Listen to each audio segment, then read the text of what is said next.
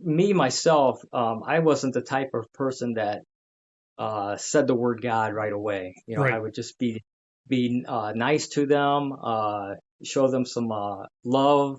A lot of people were dealing with addictions, and they thought that, Mm. well, my dad was a smoker, my grandpa was a smoker, and now I'm a smoker. I can't quit. It's in me. It's in my DNA. Mm. And I'd always try to uh, convince them that they can. It just takes one person to break that cycle. Yeah. Maybe they can stop. And so I would encourage just to encourage them accountability, and then they would the whole goal is to hopefully ask them to ask me what is it about you? You seem so different. Welcome to the Work Week Walk podcast, living out your faith authentically in the everyday workplace with your host, Craig Magrum.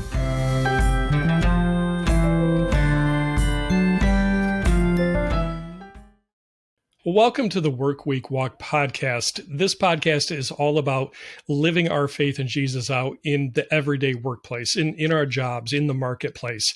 I'm Craig Magrum. My 9 to 5, Monday through Friday, is working as what is my title? I just blanked out. A business development specialist and client care specialist for a company that sells software to real estate photographers and videographers. And I also have the privilege of being able to serve as our volunteer staff chaplain. So just very thankful for that opportunity. So what we're going to do is each episode, we invite somebody different on to talk about how they live their faith in Jesus out in their daily jobs, different careers, different industries every week. I love just the variety of this because God works through our personalities in how He made us individually, and He gives us gifts and talents, and those things are expressed in different ways, but it always points back to Him as Savior and as Redeemer. So I want to invite you to subscribe to the podcast so that you get notifications of when the new episodes drop. Feel free to like the video or the audio podcast if you're getting something good out of this. And by all means, feel free to share this so that it can encourage others as well. All right, so let's dive into this. Today, we are exploring faith in factories and mail routes. I know, two things that seem kind of unrelated, but our guest today has worked in both fields, and I'm just really excited about this. This is the first guest that we've had on the podcast that I don't know personally, but somebody that we did have on, Scott Estep, just a few weeks ago, strongly suggested and said, Craig, you've got to have this guy on. He just carries the joy of Jesus everywhere he goes. That man is Sonny Workman. Sonny, welcome to the podcast. Hey, Craig, thanks a lot, man. What a pleasure it is to be here. Like you say, we both have Pastor Estep in common here, Mhm. so that's a great thing there. So thank you for allowing me to spend some time with you, Yeah, and yeah. thank you for what you're doing. When I first heard about this, I was like, this is awesome. This is great. This is something that people throughout hopefully the world will eventually, dive into and spend their time during their day listening to your podcast. So thank you for having it. Oh, well, absolutely. My heart has always been ministry. I've worked a pretty wide variety of different types of jobs over my career, but the one constant has always been I love Jesus. I'm thankful for what He did for me, and I want to encourage others. And so that heart to minister and to serve others it's just never gone away. So if I can encourage others working out there in their everyday jobs that have this mistaken notion, which I had for a long time myself, Sonny, that to do ministry you had to be a pastor in a church or a Bible teacher or something like that to be doing ministry. That's actually not a biblical concept, because in Ephesians, and we always wrap up the podcast by talking about this from Ephesians 4, that God calls you and I to be ministers in the everyday world. And our pastors and teachers, their job is to equip us to do that work of ministry out in the world. You look at Jesus, he was a carpenter. He was working in the trades before he did his public ministry. I've got to believe he was doing ministry in his job, right? Exactly. Yeah, I totally agree. I thought the same thing. I thought, I should I be, I'm not a pastor or I'm not a minister. Is this my role? Am I supposed to be a pastor? Sometimes I thought maybe I was supposed to be. Maybe that's my calling, but I don't know. I sometimes still think that, but I catch myself doing ministry in other ways that doesn't see, a pastor might not, come into the church or come into a conference with a pastor or a priest or whatever. I see myself doing it totally out of the box, out in the middle of the street, wherever I might be in a factory, like you say. Exactly. Well, if you don't mind, can you kind of introduce yourself? A little personal information you don't mind sharing, and then we'll dive into what and how God is doing in your life through your work. All right. Yeah. I just turned 55 on Sunday. And so I had a great celebration with my family. And luckily, my parents are both still alive. So we celebrated that. And I'm married to a God loving wife, Denise. And and I'm just like everybody else. I'm not perfect. I've made some mistakes through the years, You and I like both. we all are. I think that's the misconception about being a Christian. Everybody thinks that you're perfect now. You're saved, you're perfect, you don't make no mistakes. But I've made mistakes like we all have. And um, years ago, I was married, and things we got away from God a little bit, and through the years, just like a lot of young adults in their 20s, 1920s, they kind of think that they can handle things on their own. And so I went through a phase through those years where thinking, maybe I don't need God, but I had that foundation inside me, but well, maybe I don't need him right now. And so me and my wife at the time, we both got away from God a little bit, and unfortunately, we divorced. But we did have 3 kids. I thank her for that, and we have 3 great kids together. And so the next time, I thought, well, do I want to get married again? I didn't know what I should do, but actually, my faith brought me. God just brought me, my faith was stronger. It just kept getting stronger and stronger and stronger. And so that became one of my important things. If I'm going to start dating, I want to date someone that's, faith based, loves God. Right. And that's how I ran into my wife. I just ran into my wife we had so many mutual friends. I never thought we would ever meet. And here we are. We met, and things just developed, and it's just been great. And so Awesome. it's just been great, and I love it. And I have like I say, I have 3 daughters and 5 grandchildren. Oh wow, that's awesome, Sonny. Congrats on all that. Uh, Well, let's dive into your career and your work life. So at the beginning of the podcast, we talked about the fact that we're going to be talking about faith in the factory and faith on the mail route. So share with us a little bit about the background on your factory life.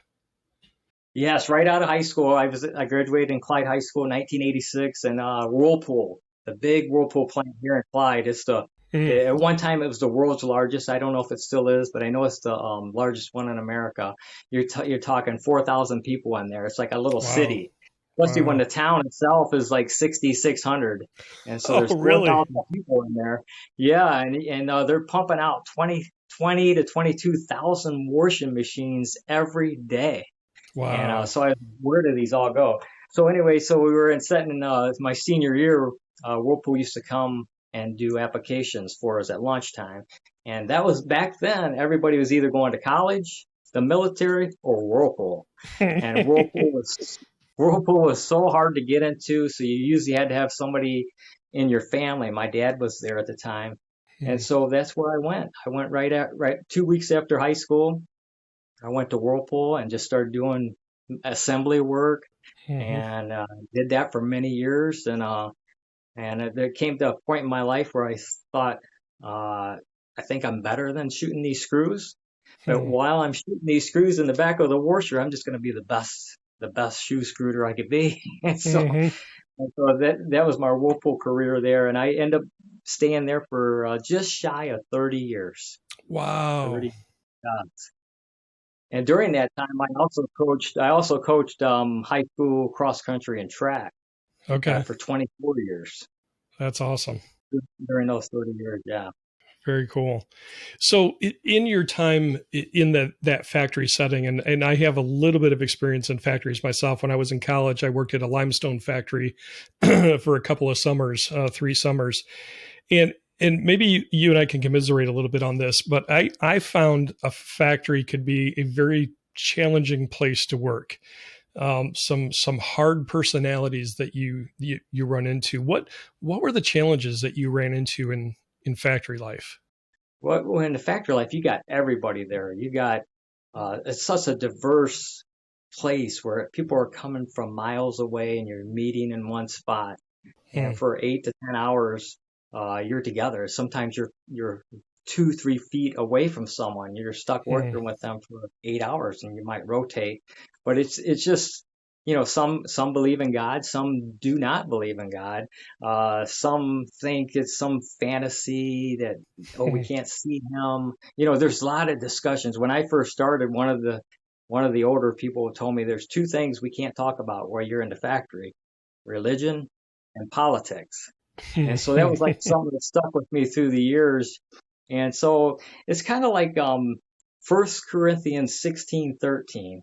It's be on your guard, stand firm in your faith, be courageous and be strong. And so that was one of the verses I would say is my factory life, is to you can be a part of that, the bad language, some of the bad jokes, some of the bad discussions. You're stuck there. Right. You can't do much about it. So even though you might be hearing it, that's where you stand firm on your faith, and you just walk away if you can. Right. Don't participate. And so that was the hardest thing, but it really wasn't that hard, really. But it's hard for a lot of people. But that's probably the thing about factory life is just that you see so much going on in there. It's like a soap opera. There's gossip on the assembly lines. It's just remarkable, factory life in itself. I think people who've been in a factory, you've seen it all. Yeah. You really have. Right. Yeah. So a good verse to really kind of build your life on to stay strong in those times of trial and temptation. But then conversely, I've got to believe, just because of the joy that you carry, Sonny, that God used you in some incredible ways, and you probably had some great conversations. Do you have any stories of opportunities that you had to maybe not always overtly share Jesus, but to bring encouragement into people's life, or just straight up share the gospel? Oh yeah, yeah. I think me myself, I wasn't the type of person that said the word God right away. I Right. would just be nice to them, show them some love. A lot of people were dealing with addictions, and they thought that, Mm. well, my dad was a smoker, my grandpa was a smoker, and now I'm a smoker. I can't quit. It's in me. It's in my DNA. Mm. And I'd always try to uh, convince them that they can. It just takes one person to break that cycle. Yeah. Maybe they can stop. And so I would encourage, just to encourage them, accountability, and then they would. The whole goal is to hopefully ask them to ask me, what is it about you? You seem so different. Mm. Uh, that's what I think Christians are. They're difference makers. Yeah. And so I just appeared different to them, I guess. And so they would just approach me, and I became like somebody I don't want to say look up to, but they more or less were comfortable coming to me. Right. And so that's when I had an opportunity to talk a little bit about what my faith and what Jesus has done for me. And so that it just snowballed, and it just was so great to see someone just quit smoking over Yeah. time. And they'd come up and thank me. I said, "Don't thank me. You did Hmm. it with with your faith, your new faith." And Yeah. so it was just remarkable. Stories like that is what helped me get through my almost 30 years. It sounds like really what your approach was, Sonny, was you built relationships, and over time you built trust with your coworkers. Yes. Yep. Yeah. I think when people feel when people feel comfortable around you, and they trust you, and they trust that you're not going to judge them, You're not going to berate them. You're not going to look down on them, but you're going to be looking at them with the eyes of Jesus, and be a vessel of agape love, unconditional love for the person, just like God has for us. Yeah, that's not something normal for them to see. So the fact that you were able to walk in that and build those relationships and then have them open up discussion, it's a natural way to share faith. And there's really no pressure on that. Exactly. Yep. You're right. Yeah. Awesome. Well, thanks for sharing that. Now, your mail route, you made a transition in your career, and I've got to ask you about that. So what took you from working in the factory to then an interest in delivering mail? Well, what happened was when I was still at Whirlpool, I was coaching, and so I would have 20. At that time I had 24 boys on my cross country team, and so I would, on my way home from the meets on the buses, I would figure out workouts for the next week, doing the math. It was a lot of math. And so I had some engineering background. I did everything at Whirlpool. I worked in the engineering department, steel coordinator, order all the steel for the plant, assembly, scheduling, everything that I could do, I did at Whirlpool through my years. And so that background kind of gave me the opportunity to, okay, there's a problem here. I need to solve this problem, not just for me, but for other coaches. So I developed, invented, and patented the world's first runner's calculator. It's really? like it's about the size of your phone. Here it is, right here. Okay. There it is. And so basically, it just you could figure out your individual splits based off your goal time. Okay. And so and it would store your whole team on there as well. And it had a calculator on there and a stopwatch. So it's very good for like coaches and things like that. And my first 6 orders were from Olympic coaches from around the world. Wow. And so it I didn't get rich off of it. You know, I think if you go into things looking for money, that's usually what you're not going to find. I just wanted to fill that void that was there. Right. And now, I don't know if you ever invented a product, but there's a lot behind patenting a product. There's so many obstacles to get there, and without my faith, I don't think I would have made it. Most people would have turned around, but I think it's all about connections too. Yeah. And there was a lady in our church who was a manufacturer rep for like 16,000 corporations around the world. Oh, wow. And I took it to her. I didn't even have it made yet. I just had it on paper. I took it to her and she said, wow, this is pretty cool. I'm going to take it to the trade show in California. And so she took it there and she found a guy that was from Samsung. Okay. And he's like, wow, we can make this. So so we started our emails, and next thing you know, I had a prototype made from China coming over here from Samsung. And we just took it from there. And so I would have never had that. Life is about connections. Sure. And so, sure. Here they had that connection from church. And here I had to patent and, making these calculators. And so there we go. We just went from that. And that kind of afforded me the opportunity. Like I said, I wasn't rich, but I had like a little bit of opportunity to do something that I wanted to do. I wanted to be like a UPS man or a mailman. And so I applied, and next thing you know, I was hired very quickly. And so I started. I took a huge pay cut of what I was making, but it's something I wanted to do. Yeah. And but what happened was that door closed for my coaching. I couldn't coach no more because I had to work on Saturdays now, delivering mail. I couldn't do cross country. Yeah. So that's where your faith comes involved, because you think, okay, the door is closing. Most people would turn around and stop right there and say, no, God's telling me to do something.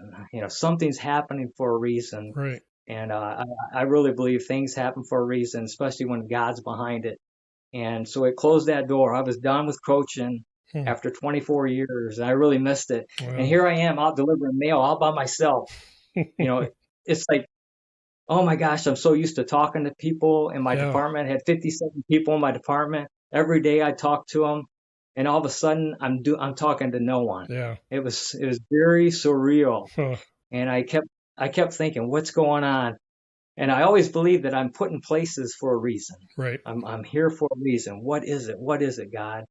And so the community became my team, my new team. And so every time I would see someone, I'd make sure I talked to that person. Hmm. And I just developed relationships. So many great people. A lot of people were scared. We're going to, getting ready the pandemic was coming, Hmm. and they were just scared. They were looking out at me, and I was like the only person they saw every day. Wow. And so I would leave notes, and if they need anything, bread, milk, or whatever. Hmm. And we just developed relationships. And the next thing you know, I'm writing books about it. Hmm. I'm thinking, this is why I'm here. Wow. After 30 years delivering, or working at a plant, a Whirlpool, people questioning why would you leave? You got 6 weeks vacation. Well, this is why now. I figured it out. God has showed me this is why I'm here. I'm writing books now about some of the people that I've met in my route, Huh. trying to change the perception of the post office, because everybody has this bad perception of the post office. Sonny, can I interrupt you real quick? Yeah. So in getting ready to record this episode and not knowing you, I had this thought go through my head.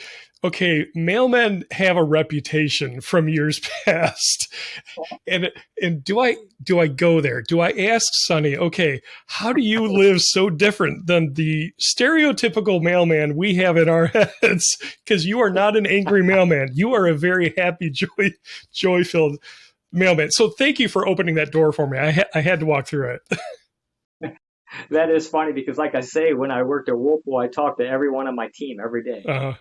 Every day. How was your kid's soccer game? How was the play? Yeah. Things like that. Every day, I made a habit of it. I go to the post office and I try to do that.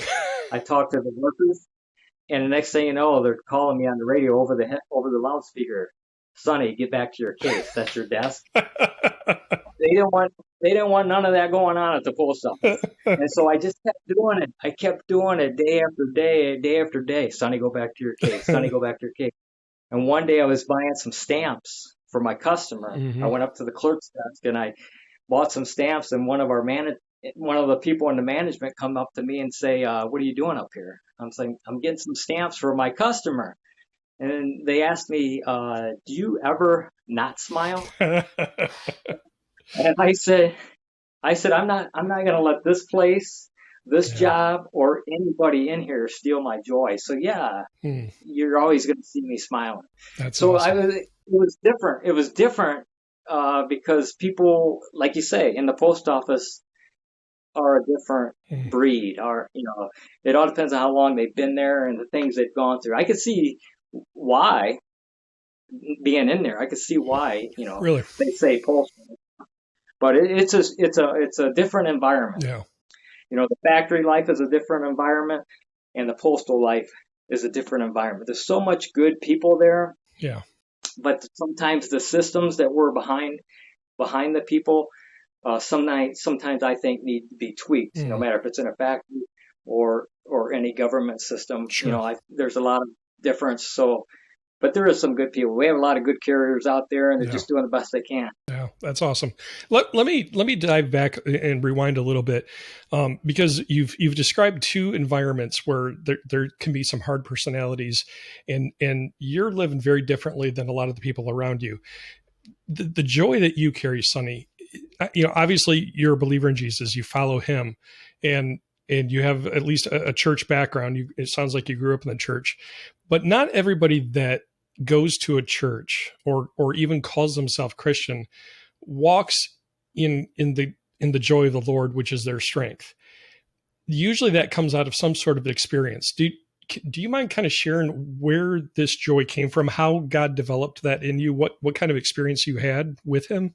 Well, I think a lot of my joy comes from my parents, that I've learned, my foundation. Through the years, I can't think of.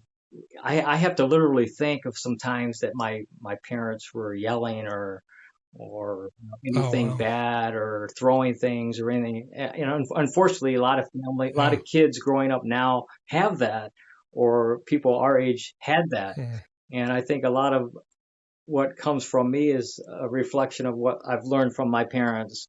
They're both very Hmm. hard workers, uh, great work ethic, you know, God loving people. Just Yeah. I think that's where I get a lot of my joy from, and just I just love helping others. People is my Hmm. passion. I love people. That's my Yeah. passion, and so I think that's my foundation really helped me. Very cool. Well, let's get back then to the mail route. You said initially you were kind of by yourself. So anytime that you did run into somebody, you made sure to talk with them. So what does faith look like for you living that out day to day on your mail route? Those opportunities that you get to talk with people. What does ministry look like to you in that role on the mail route? Yeah, yeah. I got a great example. There was a guy I used to work with at Whirpool Okay. years ago, maybe 20 years ago. And I didn't work with him very long, but I just remembered his face and I didn't even really remember his name. Hmm. And one day I was delivering mail and I saw him. Here he was on my route now. Hmm. And so he was talking to me. He said, "Hey, I remember you. You were really nice to me. Hmm. And we worked up in Powder Coat." And I'm like, "Oh man, I remember your face, but I can't remember your name." Hmm. Well, my name is Fred. And so we started talking again. He said, "I'm getting ready to retire." I said, "Well, that's great, Fred. I'm your new mailman, Hmm. and so you'll see me." Uh, he says, "Yeah, if you're ever out, don't be afraid to knock." And so I started knocking just to say hello, and then so we developed a relationship outside of Whirlpool now on the mail route. And one day I was sitting at my park point in my truck, and he pulls up in his car. He's never done that before. Hmm. And I thought, oh, here's Fred. Wonder what he wants. And he comes up to me, and I get out of my truck, and he says, "Hey, I just came back from the doctor, and you're the first person that I've told, but I've been diagnosed with stage 4 cancer, Oh man. and he gives me less than 6 months to live, and he just retired like 2 months ago." Oh And wow. so that gave me the opportunity to pray with him. Yeah. So we started praying right there at my mail truck, Hmm. and he accepted his um diagnosis. He was okay Hmm. with it. He says, I'm ready to go. I'm ready to be with Wow. the Lord. And so I'm not gonna fight this. I've been sick. I could tell something was wrong, but today I found out. Hmm. And so it was a very Wow. emotional time for both of us, and it just like time stopped for a Yeah. minute there. But I was on the call. I'm working. I got to get Sure. going.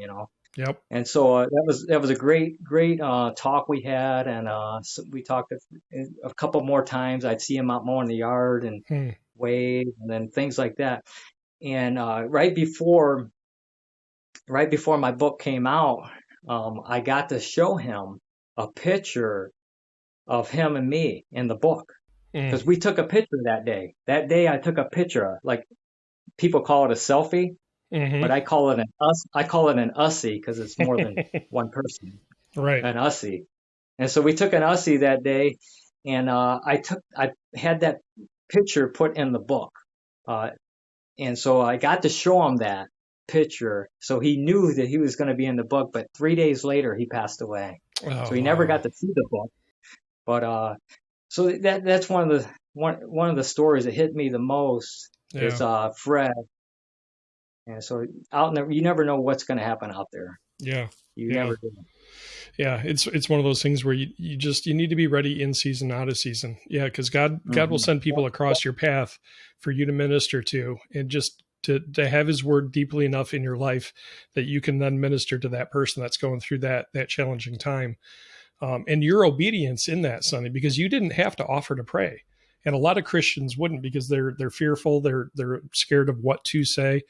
But God gives us Hmm. those words. The Spirit will direct exactly how to pray and encourage that person in that spot in life. So awesome. That's awesome. Yeah, I think it's Psalms 37:23. The steps of a man are ordered by the Lord. Yeah. And so that's an opportunity I had there. And luckily he was saved already. So he was ready. He was Yeah. ready to go. Yeah. But God still used you to encourage him, even in the midst of Yeah. salvation. And We still need I that. was so thankful. Yes. I was so thankful he let me know Yeah. instead of me finding out in the paper or something. Right. Right. So that was another question I was going to ask you. You just mentioned that verse from Psalms. What, are there any standout verses or passages from God's word that God has really kind of highlighted to you in your work, both at the factory and the mail route? Yes. I think, in Romans 15, I think it's 15:2. Mm-hmm. Each of us should please our neighbor for the good to build them up.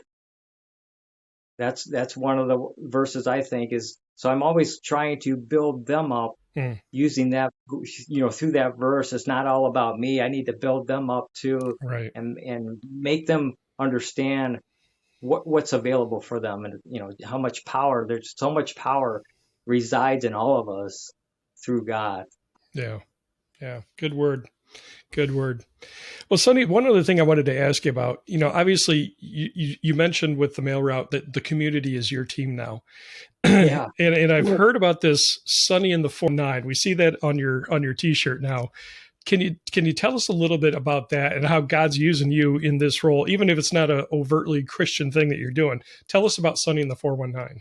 Well, before signing the 419, when I first started the mail route, I lost my coaching, so to speak. I love motivating Right. people because it motivates me, and so I started a Facebook community page called Sandusky County First, which is our county.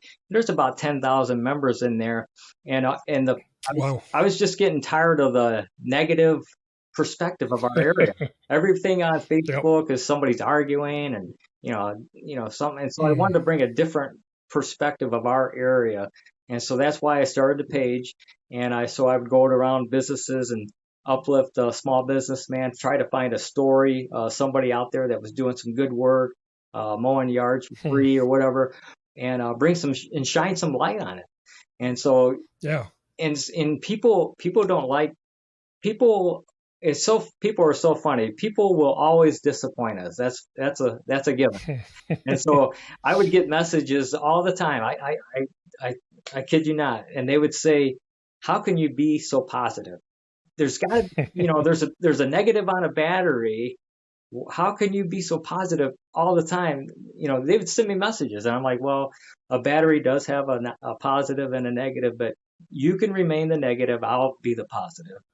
And so, and so I would get, and so sometimes I would post something on Facebook, right? Everybody could see. And I had this one guy that would always argue with me, and he would just always try to spin my words around. And so I just said, "Hey, I'm sorry. I'll pray for you. You might be having a bad day. You might be having a bad week. Maybe it's a bad year. But I'll pray for you." And I kid you not, within 5 minutes, this guy sent me a direct message and said, "Hey, I'm sorry. I'm just alone. I'm alone, and I feel like everybody's against me, and so I'm sorry for what I did." And I said, "Hey, man, what's your address, man? I'll come over. I want to come over and take you out for breakfast. Let's talk about things." And so we went out for breakfast, and we had some good discussions. And he was just telling me he's alone. He's an older guy. His family moved away. He lost his wife years and years ago. All he had was a cat, and he was just angry at the world. Yeah. And so we had good discussions, and through texts and through direct messages and a couple meetings, I'd go visit him off and on. His grandkid was coming in to visit him a few months after that. I brought the kid a book. I signed the book. Here you go. Put it in his mailbox. And now this guy has become one of my biggest supporters. He's always helping me out. And it's just amazing how things turn around so fast. And so that was my community page. And then the pandemic hit, and I know a lot of restaurant owners around here, and they were pretty worried about what's going to happen to their restaurant. Mm, Everybody was. right. We thought it was going to be a 2 week thing, right? And so Yeah. I thought, what's something I can do to help these guys out? So I started a Dine 419. It's all about food. And so every day after work, I would go to 3 restaurants in the area, and I would just go live. I'd put a sombrero Hmm. on, I'd bring a little guitar, and I'd put my margarita glasses on, and I would go to a Mexican restaurant. I'd put all the food on my hood of my car, I'd put my camera up, and I'd get a margarita or whatever they had, because you couldn't go in, so I had to get everything out. And so I'd say, "Hey, we're here live at Casa Fiesta. Come on out. They're open to go only." And so they open the doors, and they're like, "Hey, whatever you're doing, Sonny, keep doing it. Our phone's off the hook." And so Oh, wow. I would just do this for every day for different restaurants. I was spending $90 a week on food, but I didn't care. Oh, wow. I just wanted to help them out. And so that's what we did with the Dime 419. We got like over 10,000 members on that. And so then Hmm. I thought there's something. I find myself going out of the county a lot, so I thought I started Sonny in the 419, which is Okay. our area code. And so Right. now I work the area code. So on my days off, I'm somewhere. I go somewhere on my days off. I'm there. I'm somewhere at a restaurant. I'm trying to find a good story about somebody and highlight them. It's not about me. It's just about our area. And if they, afterwards they'll message me and say, "Thank you for coming." No, thank God that you're here. Thank God for the opportunity. We got to talk. And so God usually comes Hmm. up somewhere, and after we talk for a little bit. But I just love it. I think we have That's awesome. so many great people around here. We need to Hmm. switch gears and start being more positive, more energetic, and just uplift not only our area but God. Well, it's all about being the light in the darkness, and that's Oh exactly yeah, what you're embodying. The story you told about the gentleman that was coming against you, and you just kept bringing the verse that was brought to my mind, and I think it's Romans. I'll put a graphic up on the screen for this, but there's a verse that said it's the kindness of God that leads people to repentance. And that's exactly what you lived, and allowed the kindness of God to flow through your life into this man's life, and God brought him 180. And yeah, so you're walking this out, and that's awesome, Sonny. And since you're doing this in the 419, if you ever come over to Bowling Green, give me a shout. I would love to go out with you and just see what you do here. that would be great. I'll have to remember that. Definitely, I'll make that a point to get there. Yeah, I mean, Clyde, Fremont, take Route 6, just due west. You're coming Right right down into the road. BG. Yeah. You got the South Side 6 there. Yeah. Oh, I love their gyros. Yeah. They're good. Yeah, they They're are. good. Well, awesome. Sonny, thank you so much for taking time with me on this podcast, and just sharing how God is working through you, in your past at the factory, on your mail route, the community groups that you're doing online. This is awesome. Just to see that joy, and that joy of God it's infectious. People will take notice. Oh So yeah. thank you for being obedient to live that out in the midst of, let's face it, a dark world. Mm-hmm. You're right. Awesome. Well, my guest this week, Sonny Workman, from the USPS, the United States Postal Service, also Sonny in the 419. If people had a question for you, Sonny, or they wanted to find out about the groups that you've started, say on Facebook and otherwise, how can they get a hold of you? Yeah, of course. We're on Facebook, YouTube channel, Sonny in the 419. There's always something going on. So yeah, just connect with me. Usually Facebook is the best, or YouTube. Okay, excellent. Well, thank you again for taking the time to join us. It was just awesome to see your heart, and I'm glad that Pastor Scott made the connection for us. Thank you, Craig. It was a pleasure to meet you, and I'm going to take you up on that. I'm going to get over to BG, and we'll go out, and I'd like to see you face to face. Awesome, that would be great. I'm looking forward to it. All right. Well, thanks for joining us this week. And if you have a question for the podcast, or again, you want to find out a little bit more about Sonny and how God is using him in his community over in the Clyde and Fremont area and 419 in general, you can email me theworkweekwalk@gmail.com. Feel free to leave a comment on the YouTube channel. Drop me an email if you're listening to the audio podcast. We want to be an encouragement to those of us that are working in the everyday workplace. You'd think I had worked in radio for almost 18 years. I can't spit it out. Need more coffee, something like that. But anyway, we want to share this to encourage others that have a belief in Jesus, have dedicated their life to him, and are working a Monday through Friday 9-to-5 job to help people understand that we have been called. We end every podcast with this passage, and it's from Ephesians chapter 4, verses 11 through 13. I should have this memorized by now. I'm going to work on that.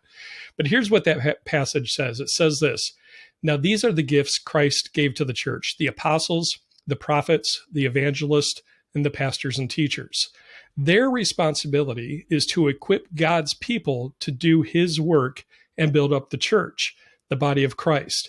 And this will continue until we all come to such unity in our faith and knowledge of God's Son that we will be mature in the Lord, measuring up to the full and complete standard of Christ." You have been called. You have been labeled a minister by God himself in the job and the career that you're in. So be encouraged in that. And just again, subscribe, like, share this with somebody else to help them understand the calling that God has put on their life. You have purpose, you have value. And I'm just excited to hear stories of how God is going to start using you, and maybe already is using you in your career. So until then, have a great week. Know that you're called, and be blessed. Thank you for joining us for the Work Week Walk podcast, living out your faith authentically in the everyday workplace.